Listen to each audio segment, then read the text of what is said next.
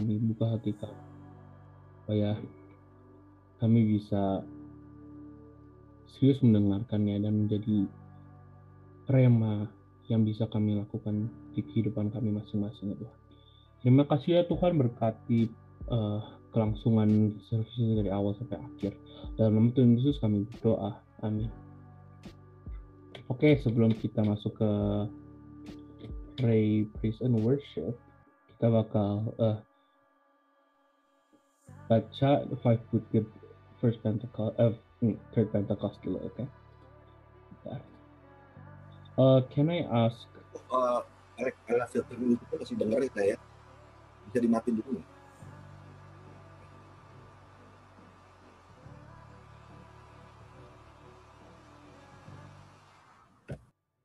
Oke. Can I ask Fernando buat baca? Hope everyone can see my screen ya.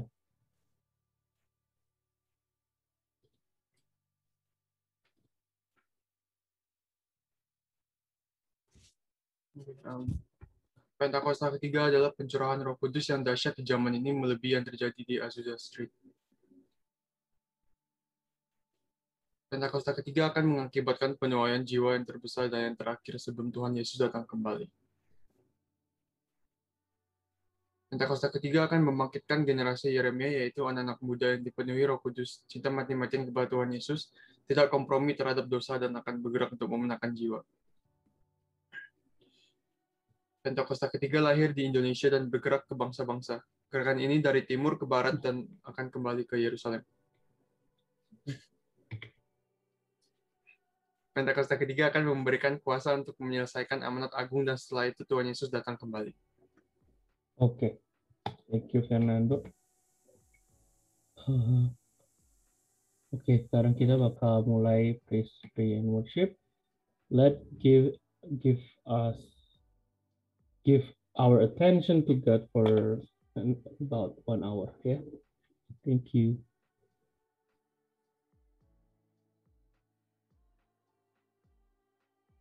Happy Sunday, everyone! Are you ready to worship God and listen to His words? But before that, let's see what we have for next week. On Monday, we'll be having IG Live with Chi Maureen at 9 p.m. on our Instagram, so don't forget to tune in. And on Friday, we'll also be having Cole and APP. Cole will be held at 8 p.m. and APT will be held at 10 p.m. EDT. So if you would like to join, don't forget to just contact your co-leader and they will give you the Zoom link. Okay, for now, let's prepare our heart to worship Him. And I hope you are blessed by today's sermon. And happy Sunday! Mari GBI Toronto, come on, let's praise Him. Ayo kita bertepuk tangan bersama-sama.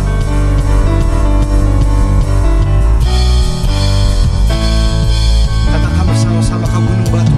Kau gunung batuku dan kau kota bentengku, tak aku ragu.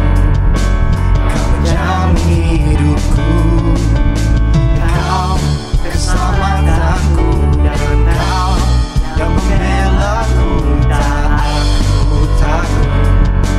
Kuasamu di dalamku, walau badai menerpa di dalam hidupku ini. Namun tanggung Tuhan, mengangkatku tinggi. Kau Tuhan yang benar, tak pernah tinggalkan. Dahulu, sekarang, selamanya, janjimu tak berubah. Kau Alfa dan Omega, awal dan akhir. Semesta alam memuja Engkau Tuhan yang benar.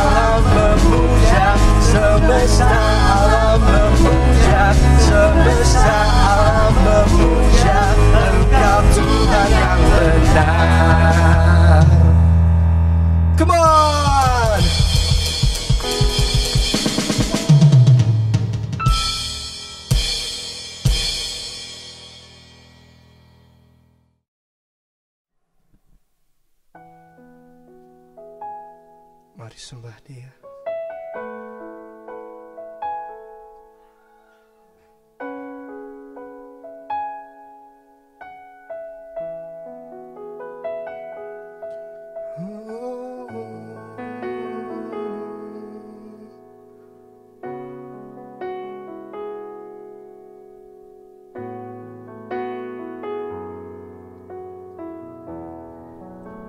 Katakan bersama-sama. Semua mahkota dunia kan ku letakkan, semua pujian manusia tak ku hiraukan, karena tak ada satu pun yang dapat gantikan. Hanya Kau yang kudus dan hanya Kau terbesar. Engkau yang layak, Kau yang layak, Kau yang layak disembah. Engkau yang layak, Kau yang layak, Kau yang layak disembah.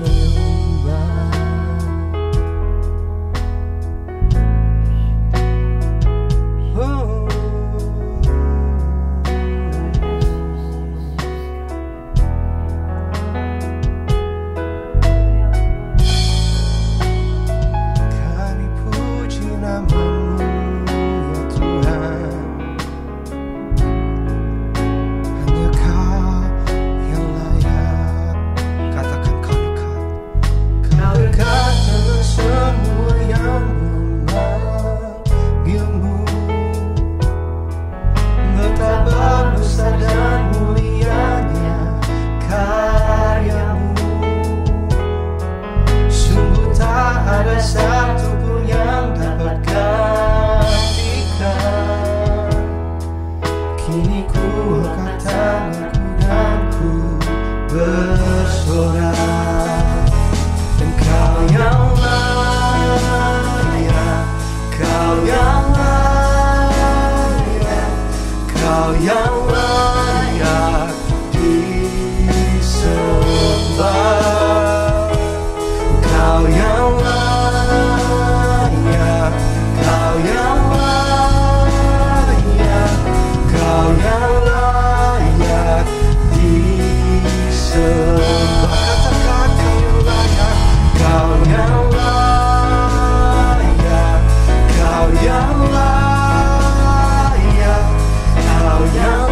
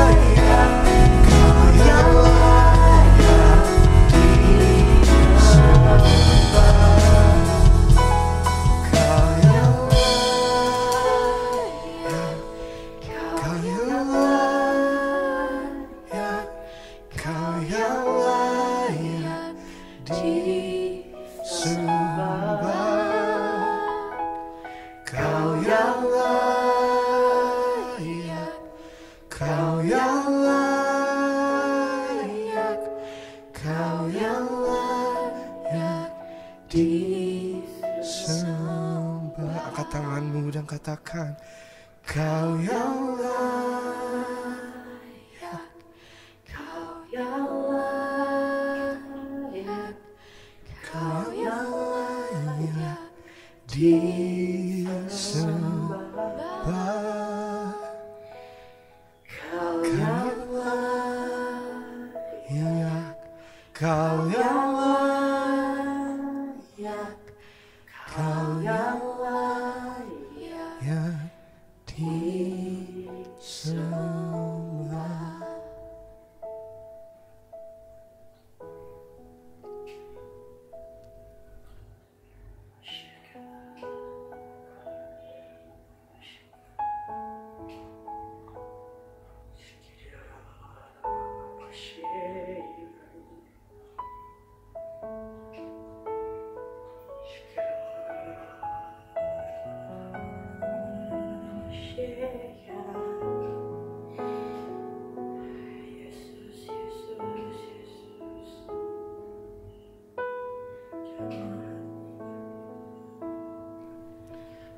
Aku datang dan berserah, ku nyatakan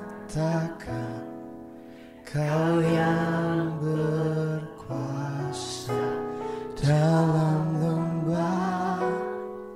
Kau setia,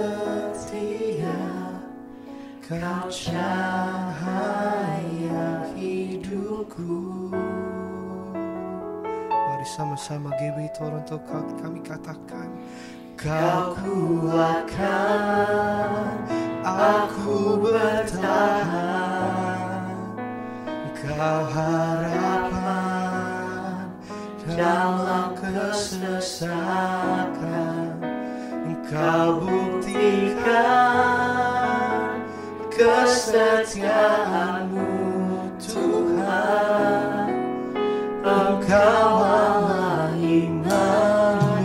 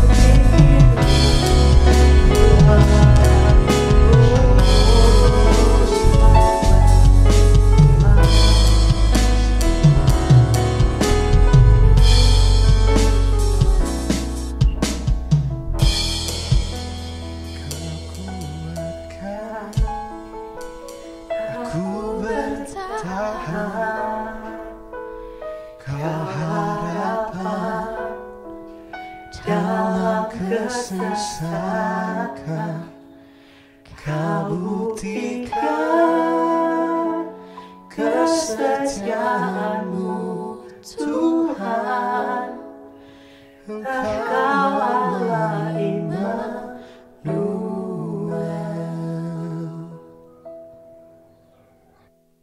Terima kasih ya Tuhan, atas kasih setia Engkau yang begitu baik di dalam hidup kami. Ajar kami Tuhan untuk selalu mengingat bahwa Engkau yang layak ya Tuhan. You are worthy to be praised, Jesus.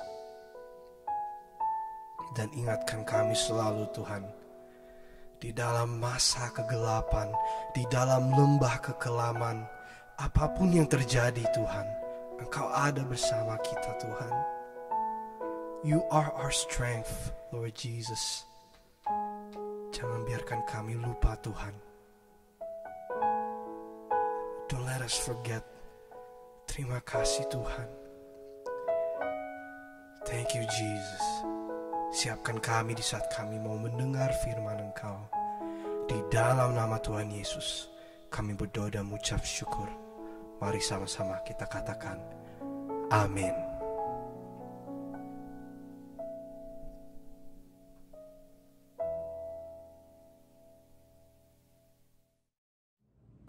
Terima kasih Tuhan Yesus untuk pagi ini yang Kau telah berikan.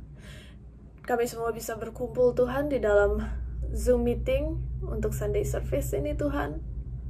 Untuk worship, untuk praise that we could put up to you Lord as an incense.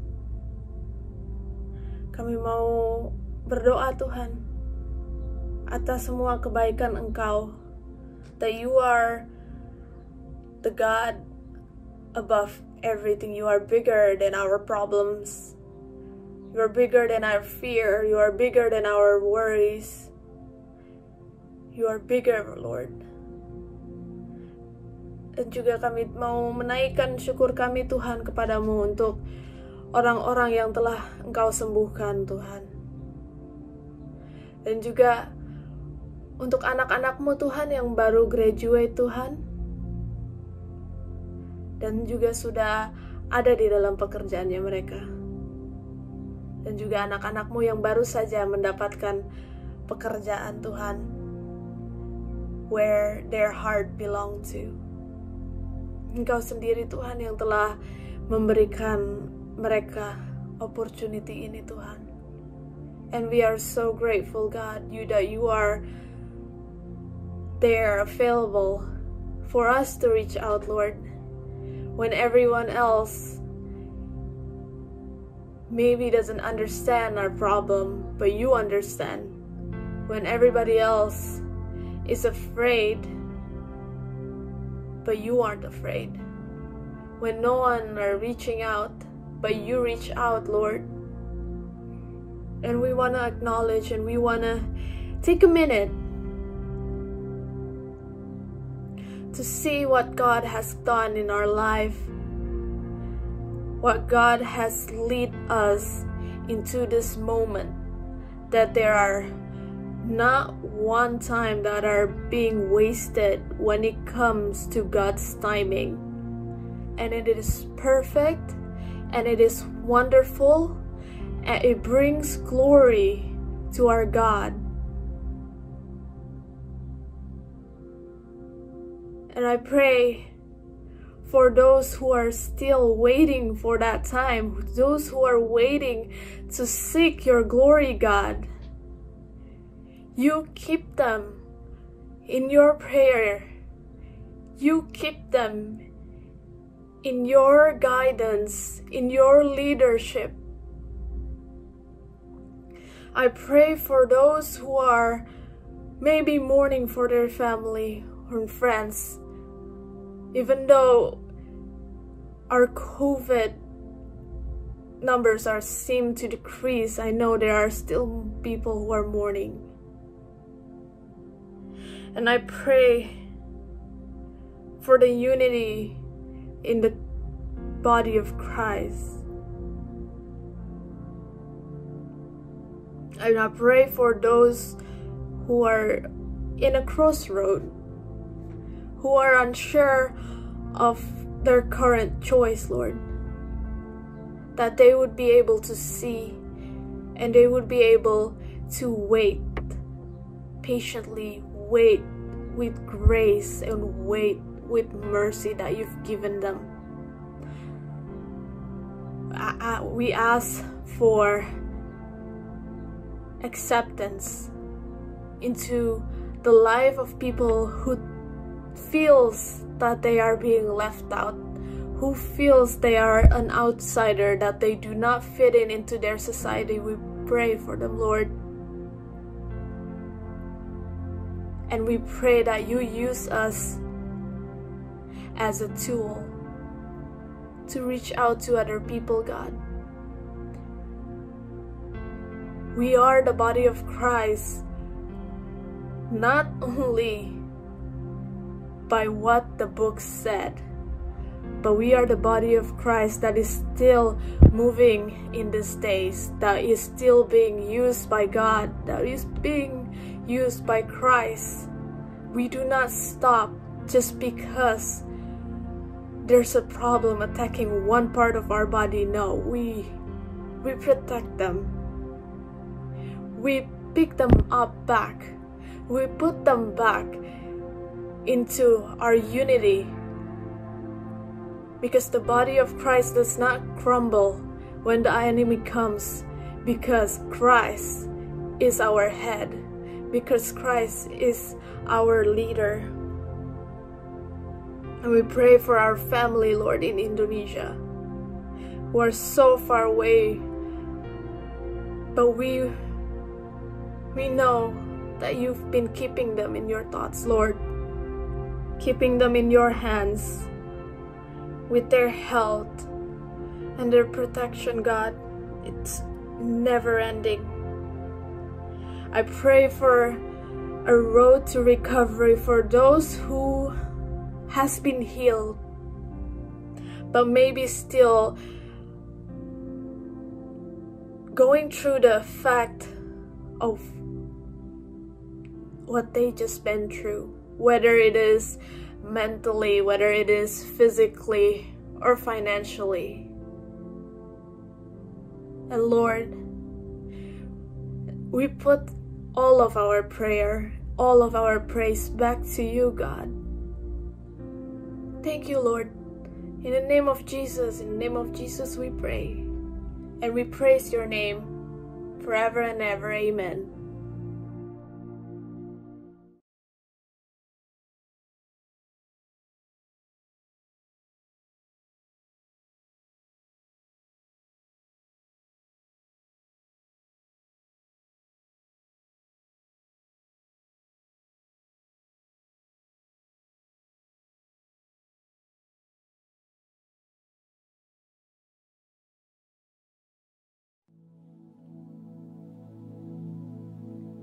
Shalom semuanya. Pada waktu Tuhan Yesus ditanya oleh murid-muridnya tentang tanda kedatangannya kembali dan tanda kesudahan dunia ini, Tuhan Yesus menjawab dalam Lukas 21 ayat 11 bahwa salah satunya adalah penyakit sampar. Sampar dapat diartikan sebagai pandemi. Jadi COVID-19 ini adalah salah satu tanda dari kedatangan Tuhan Yesus kembali dan tanda kesudahan dunia ini. Selain itu, Tuhan Yesus menjawab dari Matius 24 ayat 14 yang berkata, dan Injil kerajaan ini akan diberitakan di seluruh dunia, menjadi kesaksian bagi semua bangsa. Sesudah itu barulah tiba kesudahannya. Tuhan Yesus pasti datang kembali. Karena itu dia memberikan amanat agung kepada kita, yaitu agar kita pergi dan menjadikan semua bangsa itu murid Tuhan Yesus. Hal ini juga berarti agar terjadi penuaian jiwa besar-besaran sebelum Tuhan Yesus datang kembali. Sekarang kita akan melihat bagaimana proses untuk menyelesaikan amanat agung, atau proses penuaian jiwa yang terbesar dan yang terakhir sebelum Tuhan Yesus datang kembali. untuk menyelesaikan amanat agung tidak bisa dengan kekuatan sendiri. Karena itu pesan terakhir Tuhan Yesus sebelum naik ke sorga kepada murid-muridnya, yang juga berarti kepada kita semua dalam Kisah Para Rasul 1 ayat 8, yaitu, tetapi kamu akan menerima kuasa kalau Roh Kudus turun ke atas kamu, dan kamu akan menjadi saksiku di Yerusalem dan di seluruh Yudea dan Samaria dan sampai ke ujung bumi. Jadi untuk menyelesaikan amanat agung, kita harus menerima kuasa dari Roh Kudus yang turun ke atas kita. Setelah itu dengan disaksikan para muridnya, Tuhan Yesus naik ke sorga. Setelah Tuhan Yesus naik ke sorga, 120 murid Tuhan Yesus berkumpul di kamar loteng Yerusalem. Mereka melakukan ini karena Tuhan Yesus memerintahkan agar mereka tidak meninggalkan kota Yerusalem sebelum diperlengkapi dengan kuasa dari tempat tinggi.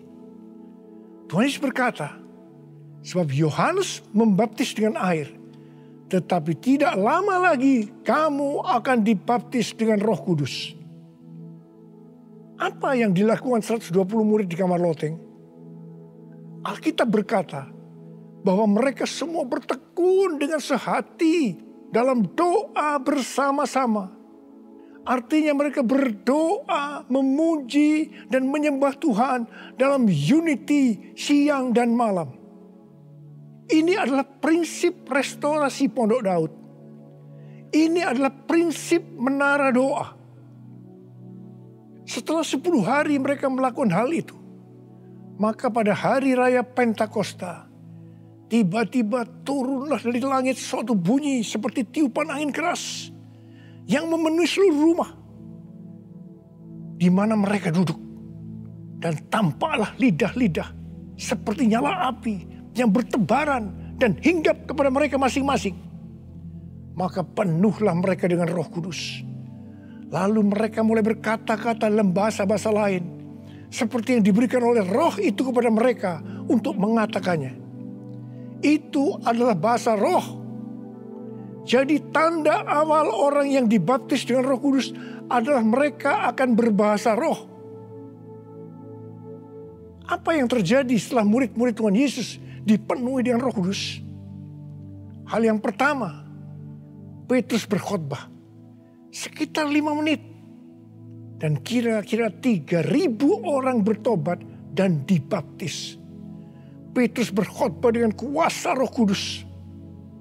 Pada zaman itu, populasi penduduk dunia sekitar 255 juta orang. Sekarang penduduk dunia sekitar 7,8 miliar. Jadi 3.000 orang yang bertobat dan dibaptis pada waktu itu setara dengan sekitar 91.000 orang pada saat ini. Saya percaya hal ini juga bisa terjadi seperti pada waktu itu.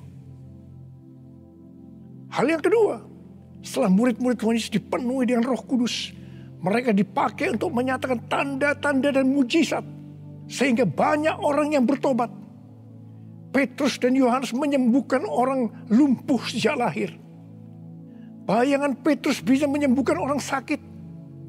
Sapu tangan atau kain yang pernah dipakai Paulus, jika diletakkan pada orang sakit atau yang dirasuk setan, maka orang itu akan sembuh. Dalam Markus 16 ayat 15 sampai dengan 18, Tuhan Yesus berkata bahwa kalau kita pergi untuk memberitakan Injil, maka tanda-tanda dan mujizat akan menyertai kita. Sejak tahun 2006, saya diperintahkan oleh Tuhan untuk mengadakan kebaktian kesembuhan ilahi. Selama 13 tahun, saya sudah mengadakan 318 kali kebaktian kesembuhan ilahi. Setiap kali saya berkhotbah, pasti saya memberitakan Injil. Tanda-tanda dan mujizat terjadi.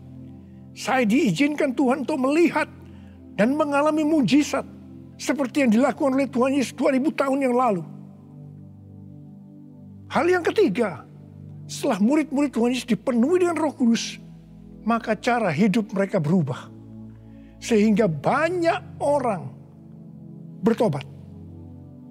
Yang pertama, mereka bertekun dalam pengajaran rasul-rasul dan dalam persekutuan.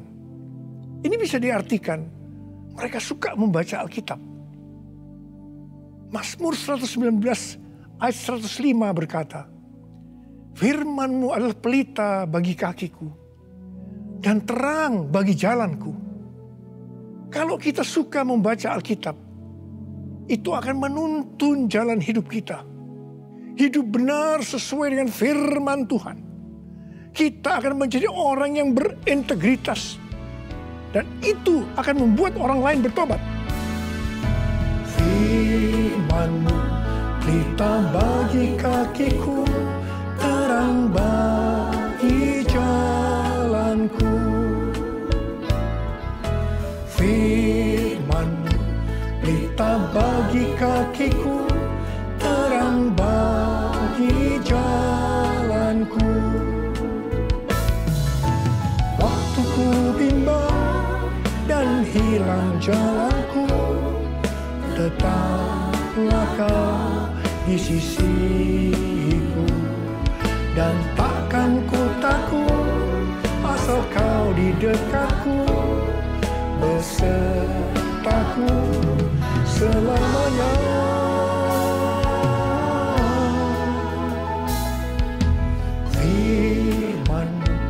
Pelita bagi kakiku, terang bagi jalanku.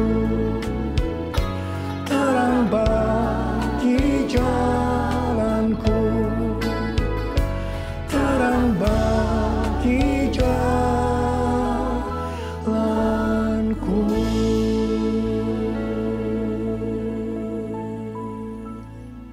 Yang kedua, perubahan cara hidup yang membuat banyak orang bertobat adalah mereka selalu berkumpul, memecahkan roti dan berdoa. Ini bisa dikatakan mereka hidup dalam unity dan suka berdoa. Hari-hari ini saya melihat melalui menara doa bahwa ada doa, pujian dan penyembahan dalam unity siang dan malam. Saya melihat melalui Third Pentecost Azusa Street Prayer Tower, ada doa yang bertalu-talu untuk pencurahan Roh Kudus yang dahsyat melalui Pentakosta ketiga. Saya percaya kalau Tuhan sudah berikan kepada kita beban untuk berdoa seperti ini, maka ini merupakan tanda bahwa Pentakosta ketiga yang dahsyat akan turun. Dan akan terjadi penuaian jiwa yang terbesar dan yang terakhir sebelum Tuhan Yesus datang kembali. Saya juga percaya Pentakosta ketiga akan membangkitkan generasi Yeremia. Yaitu anak-anak muda yang dipenuhi Roh Kudus, cinta mati-matian kepada Tuhan Yesus, tidak kompromi terhadap dosa, dan akan memenangkan banyak jiwa. Yang ketiga, perubahan cara hidup jemaat yang membuat banyak orang bertobat, yaitu karena mereka suka memberi, sehingga tidak ada yang berkekurangan.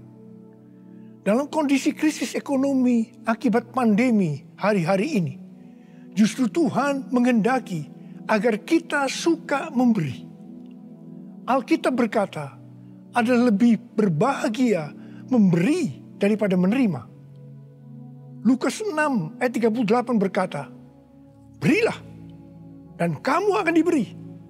Suatu takaran yang baik, yang dipadatkan, yang digoncang, dan yang tumpah keluar akan dicurahkan ke dalam ribaanmu. Sebab ukuran yang kamu pakai untuk mengukur akan diukurkan kepadamu." Saudara, kita akan memberikan dengan ukuran ini. Katakan kita akan memberikan beras. Kita isi ini dengan beras. Setelah penuh, kita tekan. Digoncang-goncang. Permukaannya turun enggak? Turun. Tambah lagi berasnya. Tekan lagi. Digoncang-goncang. Masih turun, tambahi lagi beras. Goncang-goncang, ditekan. Kalau sudah tidak turun lagi, masih ditambah ini. Tambah sampai tumpah-tumpah keluar. Dan itulah yang akan dicurahkan ke dalam ribaanmu. Saudaraku yang kasih Tuhan, ini berarti kalau kita memberikan dengan ukuran ini, Tuhan akan memberikan kepada kita mungkin 100 kali lipat dari ini. Katakan amin. Haleluya. Aku percaya berkat-Mu atasku melimpah, kebajikan, kemurahan selalu mengikutiku. Ku puji, ku sembah Kau Tuhan. Ku puji, ku sembah Kau Tuhan. Ku puji, ku sembah Kau Yesus. Yang keempat, perubahan cara hidup jemaat yang membuat banyak orang bertobat, yaitu mereka selalu bergembira dengan tulus hati sambil memuji Allah. Hidup dengan tulus hati artinya hidup sebagai orang yang berintegritas. Jadi perubahan-perubahan yang terjadi dalam cara hidup jemaat yang membuat banyak orang bertobat adalah mereka suka membaca Alkitab. Mereka suka berdoa. Mereka hidup dalam unity. Mereka suka memberi. Mereka suka memuji Allah dan bergembira. Tulus hati atau hidup berintegritas. Dikatakan bahwa mereka disukai semua orang.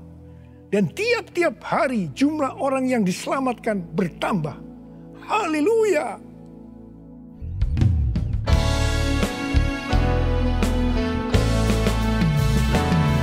Sembah Kau Tuhan, ku mengangkat tanganku, selamanya Kau ajaib bagiku.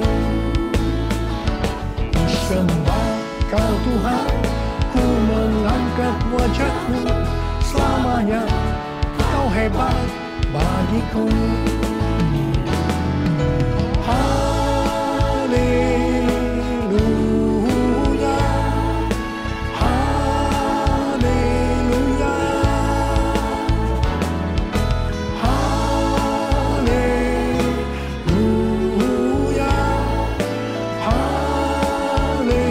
haleluya, haleluya.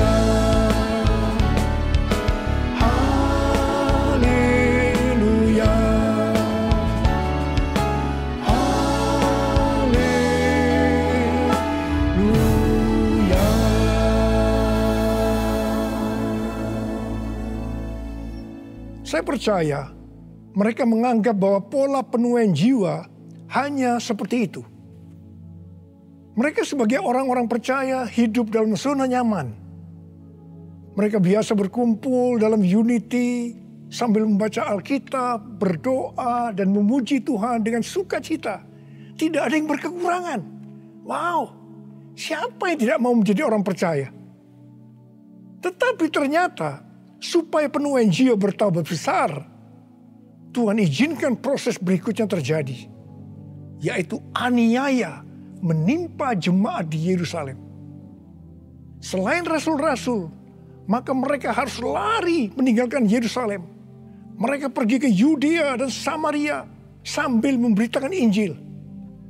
Jadi kalau tadinya penuaian jiwa hanya terjadi di Yerusalem saja, sekarang menyebar ke seluruh Yudea dan Samaria. Dan pola penuaian jiwa yang seperti ini masih terjadi sampai hari ini. Saya teringat kesaksian yang pernah saya dengar dari Gus Dur. Beliau pernah berkata, orang Kristen itu jangan ditekan-tekan. Sebab kalau ditekan, mereka akan meledak. Justru kalau dibiarkan dalam zona nyaman, mereka tidak akan berkembang. Karena itu, Tuhan izinkan hari-hari ini penderitaan, aniaya itu terjadi di antara orang-orang percaya. Supaya terjadi penuaian jiwa yang lebih besar. Saya percaya melalui masa pandemi COVID-19 yang membuat kita tidak nyaman. Banyak mengalami tekanan-tekanan. Ada yang mengalami sakit, bahkan ada yang meninggal. Tetapi justru ini akan mempersiapkan penuaian jiwa yang terbesar dan terakhir dalam era Pentakosta ketiga ini. Sebelum Tuhan Yesus datang kembali. Melalui semuanya ini, mari kita katakan bersama-sama, Tuhan Yesus, Engkau baik. Engkau sungguh baik dan sangat baik. Taruh tangan di dada kita kepada saya. Kepada saya. All my life you have been faithful. All my life you have been so good. With every breath that I am able, I will sing of the goodness of God. All my life you have been faithful. All my life you have been so good. With every breath that I am able, I will sing of the goodness of God. I will sing of the goodness of God. I will sing of the goodness of God.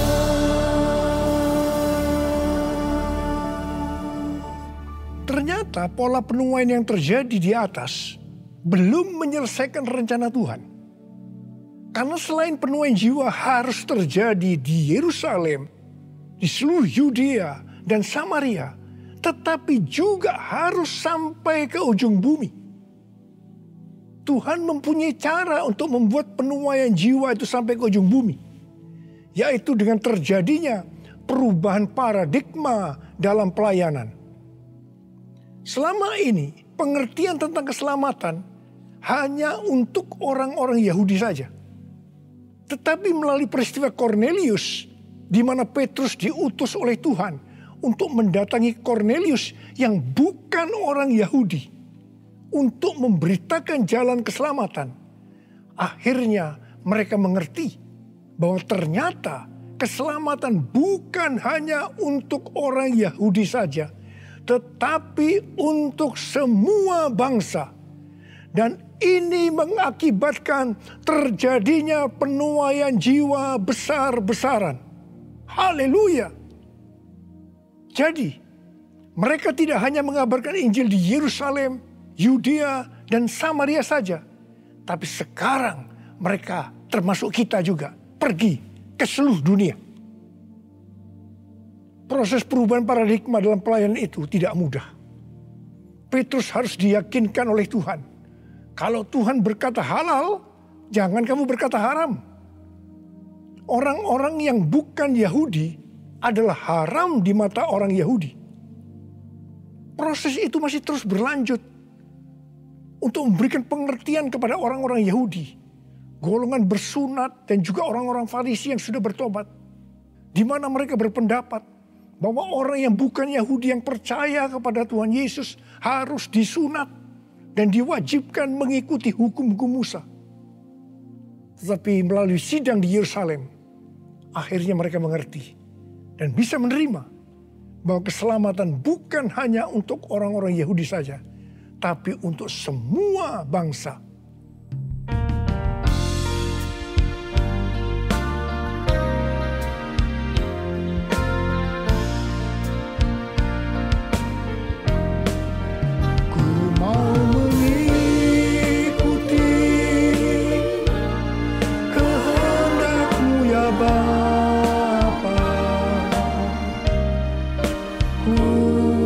Selalu menyenangkan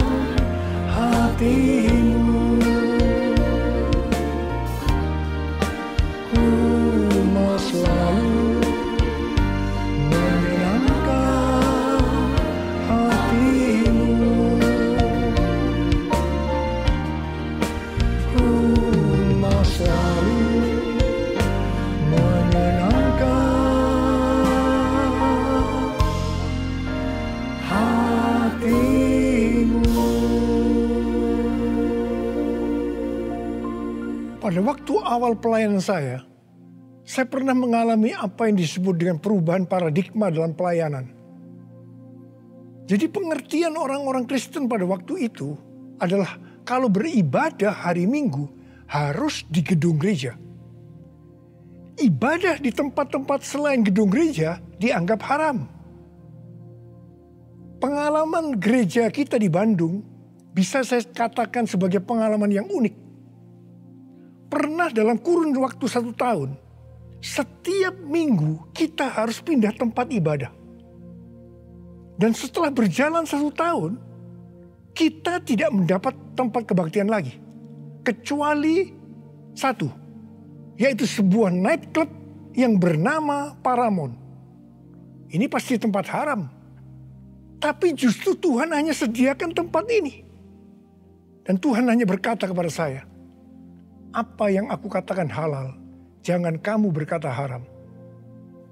Di tengah kecaman yang cukup banyak, kita berbakti di tempat itu justru sampai 3 tahun.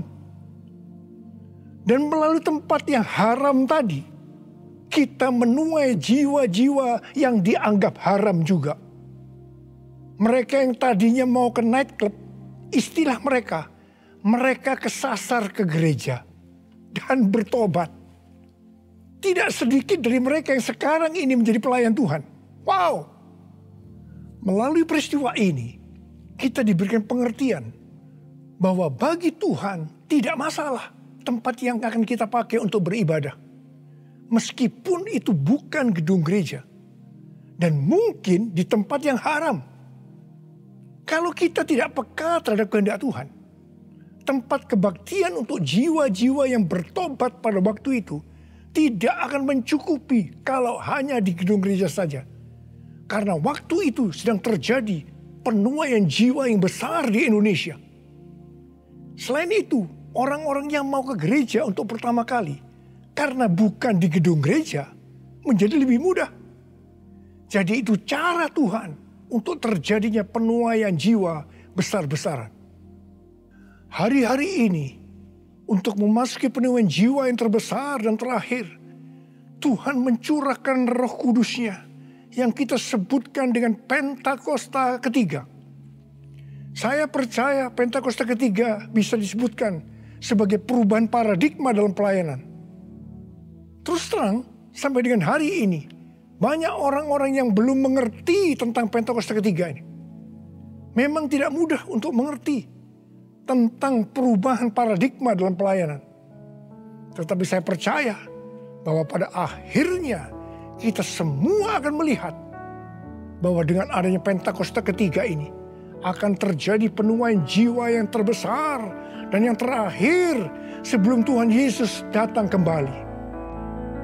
Hosana, Hosana di tempat yang tinggi. Hosana, Hosana di hati yang suci. Hosana, Hosana, Hosana di tempat yang tinggi. Hosana, Hosana di hati yang suci. Angkat tangan saudara. Saya berdoa buat saudara. Uliyalah basyarakat mata karawalawan. Ralala bara bara bara bara bara bara bara bara bara bara bara. Ralala bara bara bara bara bara. Uliyalah bara bara bara. Oh Tuhan, hamba berdoa buat umat-Mu ya Tuhan. Hamba berdoa biarlah mereka boleh mengerti tentang perubahan paradigma hari-hari ini Tuhan melalui Pentakosta ketiga. Bapa, pakai kami semua ya Tuhan, menjadi alat-Mu Tuhan, menjadi alat-Mu untuk menyelesaikan amanat agung Tuhan Yesus. Untuk menyelesaikan amanat agung Tuhan Yesus. Untuk menyelesaikan amanat agung Tuhan Yesus. Tuhan, curahkan pengurapan-Mu saat ini kepada kami. Terima pengurapan Tuhan. Terima. Oh,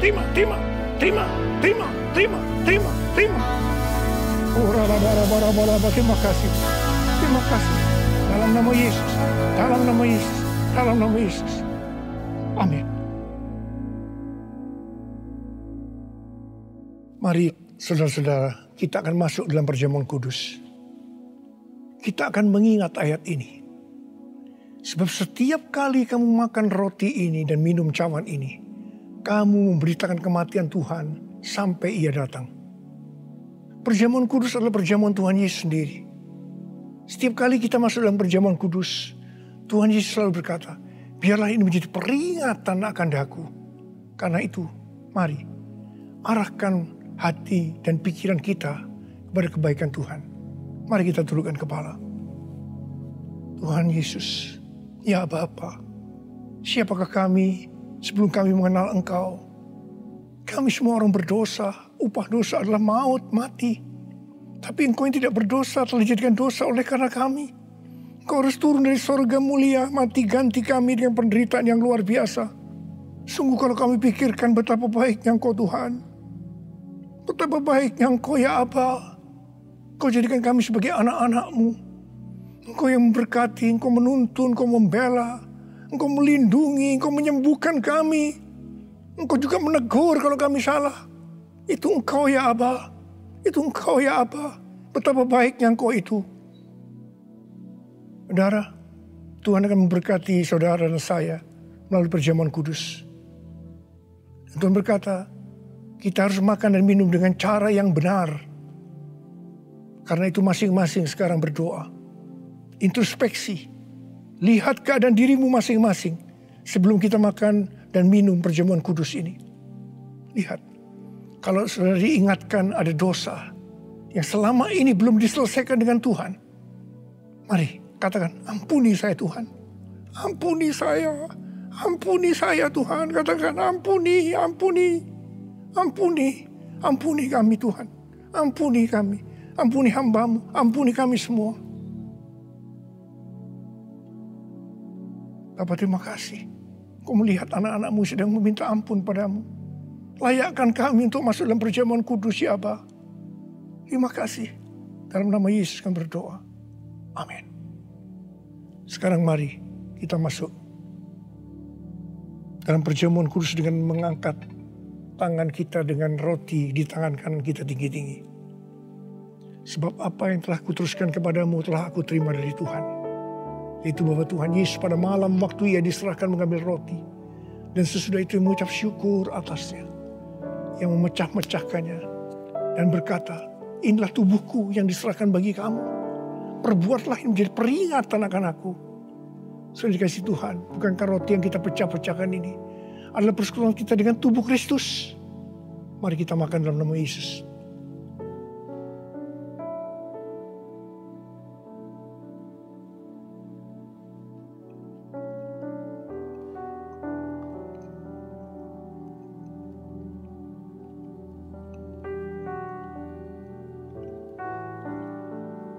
Mari angkat cawan di tangan kanan kita tinggi-tinggi.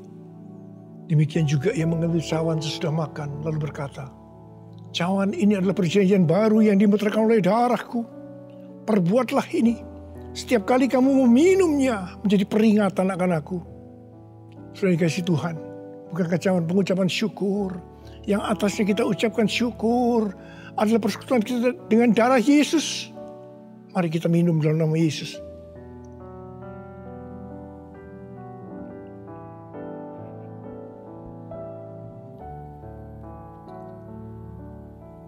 Mari angkat tangan kita, ucapan syukur dengan suara. Jangan diam, katakan terima kasih ya Tuhan. Terima kasih ya Tuhan, makasih. Oh, rala-bala-bala-bala-bala-bala-bala. Engkau baik Tuhan, Engkau baik Tuhan, Engkau baik Tuhan. Oh, terima kasih, terima kasih. Tuhan Yesus, Engkau baik, Engkau baik. Dalam seluruh hidup kami, Engkau baik Tuhan, Engkau baik, Engkau sungguh baik, Engkau sungguh baik ya Aba, Engkau sungguh baik. Oh, all my life you have been faithful.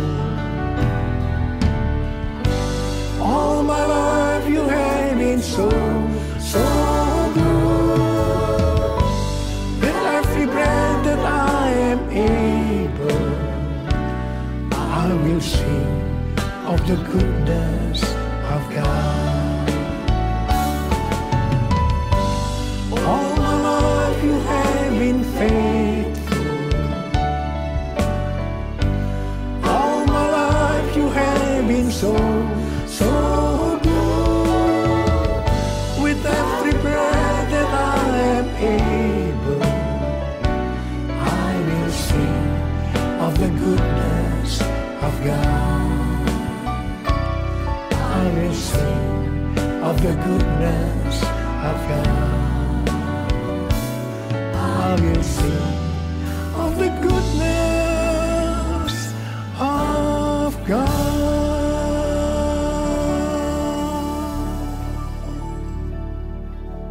Terima kasih Abah. Terima kasih. Terima kasih.